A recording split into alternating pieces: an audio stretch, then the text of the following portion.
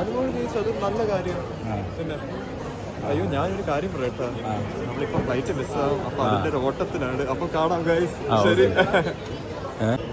ഈ ഹെയർ സ്റ്റൈലിന്റെ ഈ hair style shampoo, conditioner, പിന്നെ നാച്ചുറലി കിട്ടിയ ജെനറ്റിക്സ് ആണ്.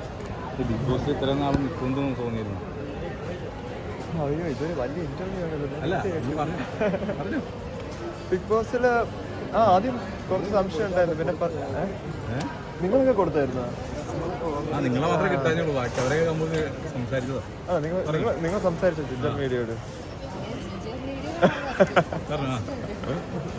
അല്ല എന്തായാലും പ്രേക്ഷകരുടെ സപ്പോർട്ടോടെ നല്ലപോലെ നിന്ന്. ഞാൻ അത്രയും പ്രതീക്ഷിച്ചില്ലായിരുന്നു തുടക്കത്തിൽ. പിന്നെ ഓരോരോ ആഴ്ചയായപ്പോൾ കോൺഫിഡൻസ് കയറിയിരുന്നു. അങ്ങനെ അതെ. അനുമോൾ വിന്നറായതിന്റെ സന്തോഷം എങ്ങനെയാ? അതും പിന്നെ സന്തോഷമേ ഉള്ളൂ. അത് തന്നെ, അത്രേ ഉള്ളൂ. ഈ അനീഷ് ഒരു കോമണർ ആയിട്ട് വന്നിട്ട് ഇപ്പോൾ നല്ല രീതിയിൽ ഗെയിം കളിച്ചൊരു വ്യക്തിയാണ്. അതെ അതെ, അനീഷയുടെ നല്ല കിടുവായിട്ട് നല്ല സ്ട്രാറ്റജി വെച്ച് ഗെയിമറായിട്ട് നല്ലപോലെ നിന്നിട്ടുണ്ട് അവിടെ.